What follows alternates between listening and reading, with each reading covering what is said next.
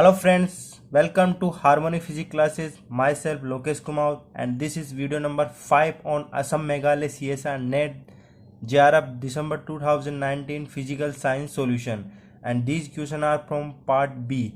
Now common question first, which of the following represents the electric field of circularly polarized electromagnetic wave? Now solution of this question, electromagnetic wave का electric component circularly polarise होने के लिए ये condition होनी जरूरी होती है। कोई भी दो वेव सर्कुलरली पोलराइज तभी होगी जब उनका एम्पलीट्यूड इक्वल हो और उनमें फेज प्लस माइनस π/2 का हो। ठीक है, अब ऑप्शन से इस क्वेश्चन को करेंगे। अब ऑप्शन फर्स्ट है, फर्स्ट में दे रखा है ये, इसको मैं मान लेता हूँ E1 = E cos ω/t -kz i cap, and E2 है E cos ω/t -kz j cap. ठीक है, अब इसमें देखते हैं E1 एंड E2, लेट्स इसको मैं से बोलता हूँ x एंड y। ठीक है, देन अब इसका जो एम्पलीट्यूड है वो तो इक्वल है, E1 = E2 इक्वल है, बट इन दोनों में फेज, यहाँ पे EX में क्या है cos x और EY में भी cos x, तो फाई क्या है, 0 का फेज है, तो ये नहीं होगा क्योंकि अपनी कंडीशन क्या है, फाई भी प्लस माइनस π/2 का फेज होना जरूरी है। सेकंड ऑप्शन में E cos ω/t -kz, second option में लिखते हैं E1 क्या है, E cos ω/t -kz, EX लिख लिया i cap, and EY = E sin ω/t -kz j cap. ठीक है, अब यहाँ पे एम्पलीट्यूड इक्वल है, E1 = E2 = E। ठीक है, एम्पलीट्यूड इक्वल है, और यहाँ पे फेज देखते हैं EX cos EY sin। ठीक है, अब यहाँ पे प्लस माइनस π/2 का फेज है, कैसे, cos थीटा को sin थीटा, cos थीटा में चेंज करेंगे तो cos थीटा, इसको क्या लिख सकते हैं, cos थीटा, सॉरी इसको लिख सकते हैं sin थीटा माइनस π/2 या प्लस माइनस π/2, तब ये cos हो जाएगा, देन ये क्या हो जाएगा, cos थीटा। ओके, इसको इस प्रकार लिख सकते हैं। ठीक है, देन इनमें फेज हो गया π/2 का। ठीक है, तो ये हो सकता है, सेकंड हो सकता है। अब थर्ड को भी चेक करेंगे। थर्ड में यहाँ पे देखते हैं एम्पलीट्यूड इक्वल है, E1 = E2 है। अब यहाँ पे cos ω/t -kz sin ω/t -kz, but यहाँ पे i कैप है और यहाँ पे k कैप है। फेज तो है, बट फेज कितना है, π/2 प्लस π/2, क्योंकि पहले y कोऑर्डिनेट से सॉरी i से y पे जाएगा और y से फिर j पे जाएगा, तो ये कितना होगा, ये 90, और j और इसमें कितना होगा 90, तो 180 का फेज हो जाएगा, तो ये नहीं होगा। ठीक है, अब फोर्थ में E cos ω/t और E cos ω/t दिख रहा है, यहाँ पे एम्पलीट्यूड सेम है बट फाई क्या है, 0 है, तो अपना ऑप्शन मैच करता है, ऑप्शन 2। ठीक, इसको इस प्रकार भी कर सकते हैं, E² सर्किल की इक्वेशन होती है E² EX² प्लस EY²। ठीक है, अब जो EX और EY का कंपोनेंट है वो यहाँ पे पुट कर लेंगे। फर्स्ट इक्वेशन में EX i कैप और j कैप है, मतलब EX EY का कंपोनेंट है, बट यहाँ पे cos है, तो ये cos² प्लस cos², 2 cos² हो जाएगा। अब इसमें cos² एंड इसमें sin², and i and j है तो x और y का कंपोनेंट है, तो यहाँ पे second option E² = E² sin² kz -ω/t या ω/t -kz plus cos² kz -ω/t, then ये हो गया E = E। ठीक है, then option second will be correct. Now common question 2, the number density of a monoatomic gas is 10⁻18 per meter cube. The temperature at which the thermal de Broglie wavelength of the atoms equal to the average interatomic separation. These are option, and solution of this question, number density दे रखी है 10⁻18 पर metre cube, और temperature की value निकालनी है जब thermal de Broglie wavelength of atom equals to the average interatomic separation. ठीक है, अब यहाँ पे thermal de Broglie wavelength, thermal de Broglie wavelength कहाँ पे आती है? ये आती है क्लासिकल लिमिट पे। ठीक है, क्लासिकल लिमिट क्या होती है? V/n is less than lambda की पावर क्यूब, ये क्या होती है? Classical limit. ठीक है, अब ये बोल रहा है इसके इक्वल, इसको इक्वल करना है और टेम्परेचर की वैल्यू निकालनी है। और यहाँ पे जो ये लैम्डा है, लैम्डा डी ब्रोगली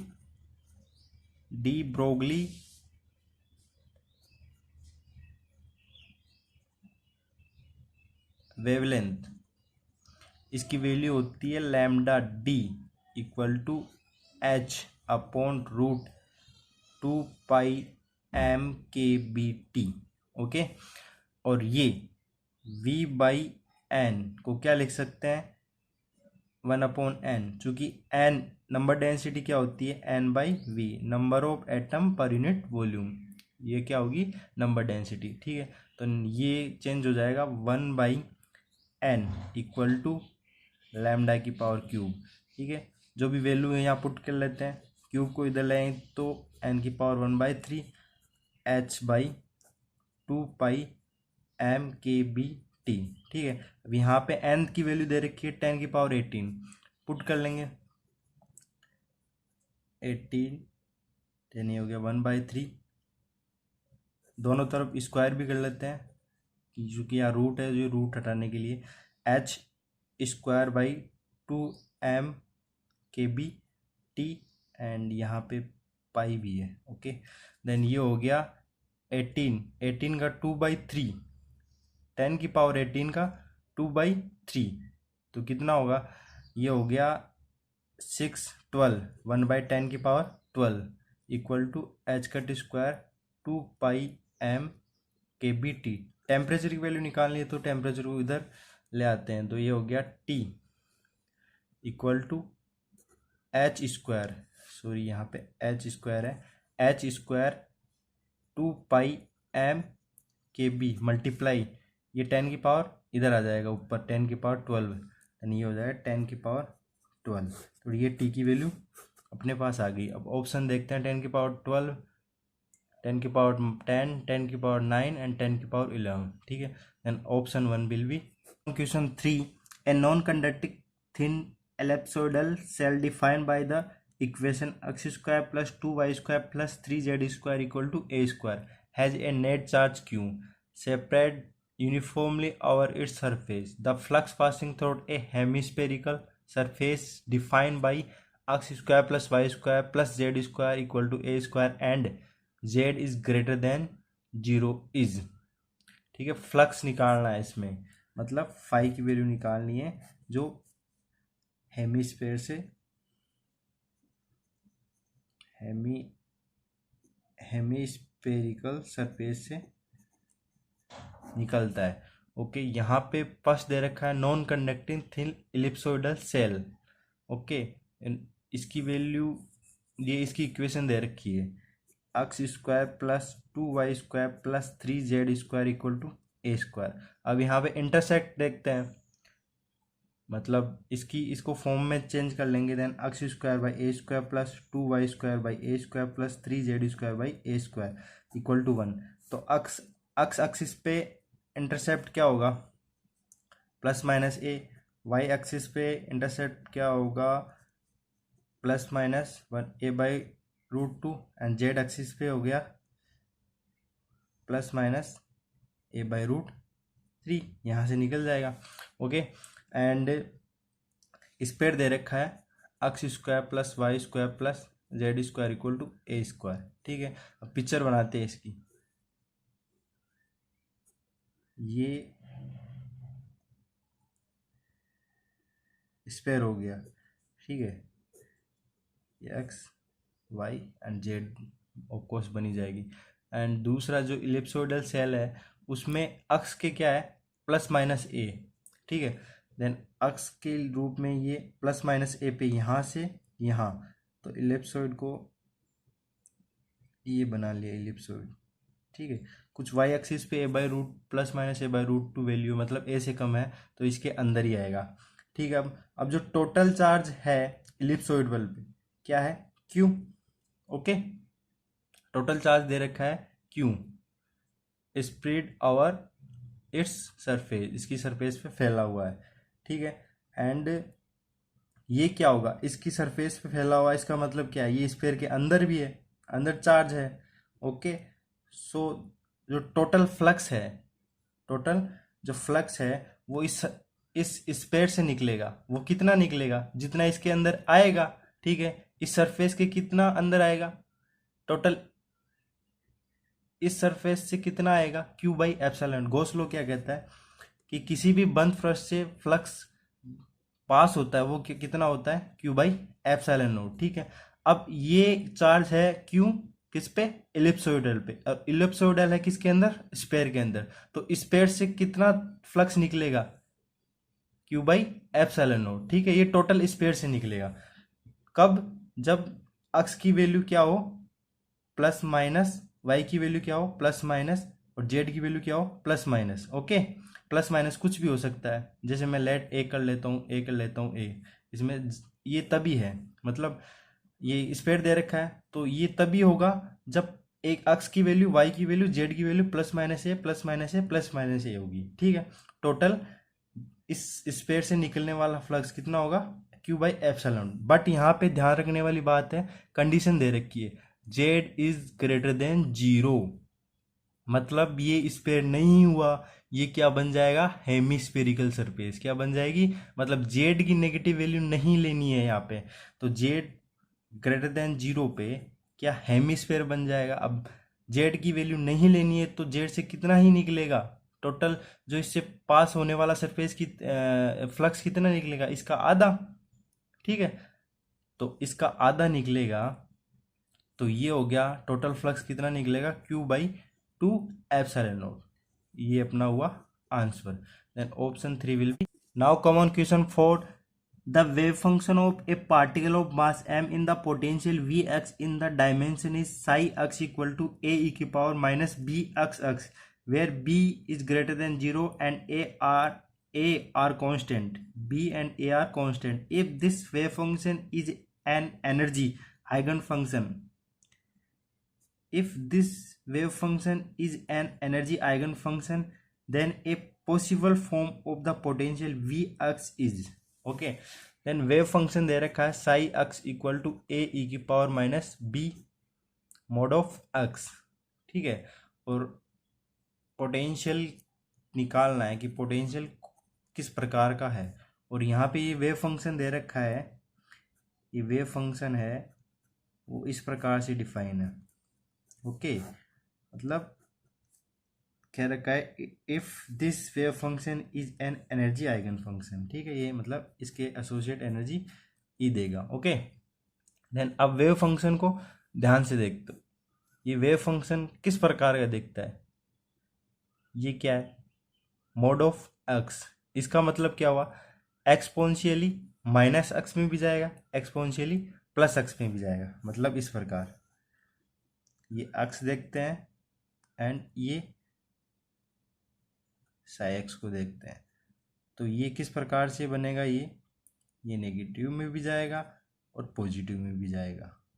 ओके, चूंकि यहाँ पे अगर नेगेटिव की वैल्यू लेंगे तो ये पॉजिटिव होके बाहर नेगेटिव है। ओके, और अगर पॉजिटिव लेंगे तो यहाँ पे इसको नेगेटिव होने के लिए बाहर भी इसके नेगेटिव लेना पड़ेगा, तो टोटल पॉजिटिव हो जाएगा। तो वेव फंक्शन इस प्रकार से वेरी करेगा। ठीक है, अक्स के साथ, मतलब अक्स इक्वल टू जीरो पे वेव फंक्शन क्या हो जाएगा, infinite, and x equal to infinite पे क्या वेव फंक्शन कितना हो जाएगा, जीरो। तो ये किस प्रकार की प्रॉपर्टी है, ये क्या है, डेल्टा फंक्शन। किस प्रकार का है, डेल्टा फंक्शन। ओके, तो ये तय हो चुका है कि ये डेल्टा फंक्शन है। ठीक है, अब यहाँ से नॉर्मलाइजेशन कांस्टेंट ए है, इसकी वैल्यू निकालते हैं। साई इक्वल टू जीरो से, सॉरी माइनस इन्फाइनाइट से इन्फाइनाइट ए स्क्वायर ई की power minus two beta x. Okay, then ये हो गया two even function odd function sorry even function है, देन ये हो गया 0 से इनफाइनाइट ए स्क्वायर ई की power -2 beta x equal to 1। अब इस इंटीग्रेशन को सोल्व करेंगे तो अपने पास मिलेगा ए की वैल्यू क्या मिलेगी, रूट बीटा। ओके, यहाँ पे पुट कर लेते हैं। देन साई इक्वल टू क्या हो गया, रूट बीटा ई की power minus beta x. Okay, then अब ये तय हो चुका कि एक प्रकार का डेल्टा पोटेंशियल में ये वेव फंक्शन, ये पार्टिकल मूव कर रहा है, ठीक है।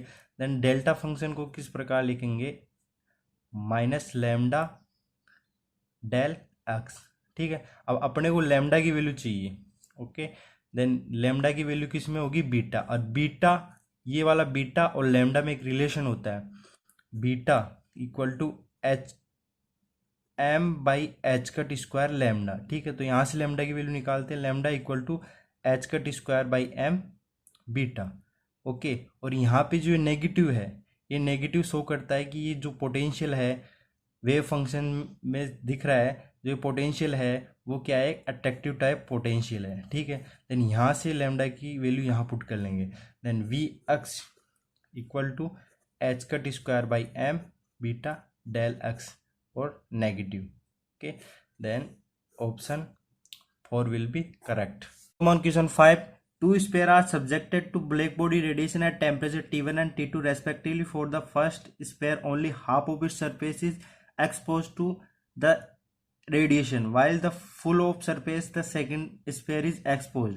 The ratio of the radii of the sphere are R1 by R2 equal to 2 if the forces due to the radiation pressure on the two spheres are the same. The ratio T1 by T2 is, ratio निकालना है T1 by T2। T1 and T2 क्या है, temperature. Then solution of this question में दे रखा है R1 by R2 equal to 2 and forces due to radiation pressure on the two sphere are same. मतलब forces same है, मतलब इसका मोमेंटम, जो रेडिएशन का मोमेंटम स्पेयर में ट्रांसफर हो रहा है वो क्या है, सेम है।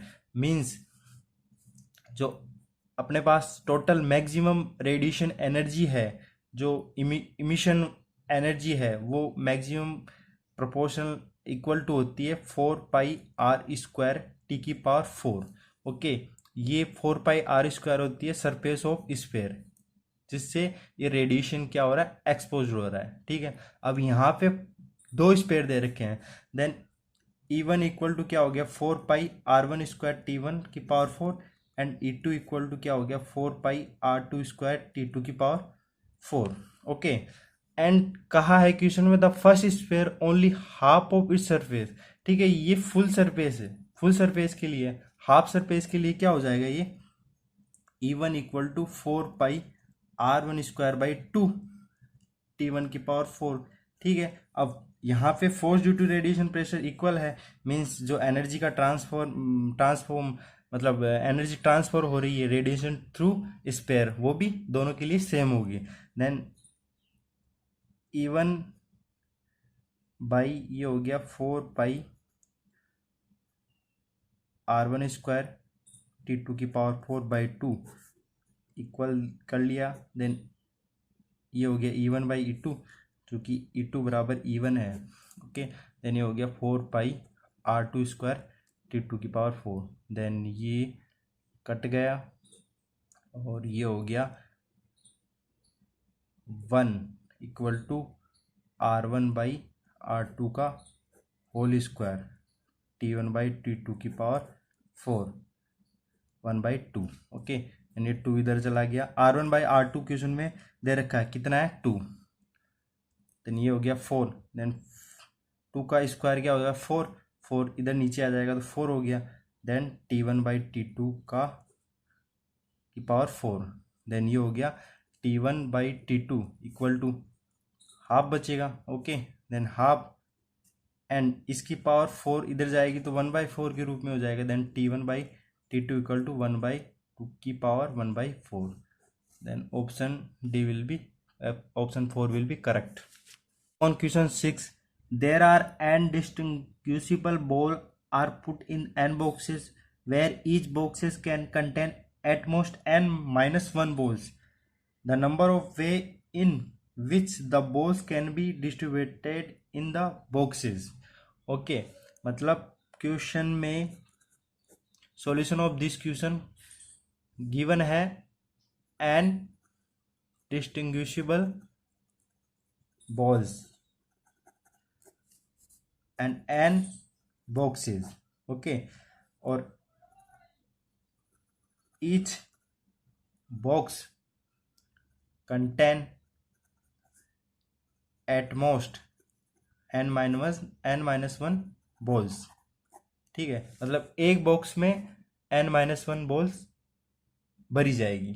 ओके देन यदि n बॉक्सेस है और n ही डिस्टिंग्विशेबल बॉल है अपने पास, तो टोटल नंबर ऑफ वे कितने हो जाएंगे n की पावर n. जैसे कि एग्जाम्पल लेते हैं कि मेरे पास 2 बॉल है, ठीक है, और 2 ही बॉक्सेस हो गए, ठीक है, 2 बॉल हो गई, एक तो रेड एड हो गई ब्लैक, ठीक है. तो इसकी एक एग्जाम्पल लेते हैं, मेरे पास 2 बॉक्स है और 2 ही बॉल है, ठीक है, एक बॉल है रेड एक बॉल है ब्लैक, ठीक है. अब 2 बॉक्सेस को मैं बनाता हूँ कि कितने तरीके से मैं यहाँ पे इसको भर सकता हूँ. तो रेड ब्लैक, ओके, एक बार इसमें ब्लैक आ जाएगी, इसमें रेड आ जाएगी, ओके, एक बार दोनों साथ आ जाएगी रेड ब्लैक, और एक बार सॉरी n minus 1 है तो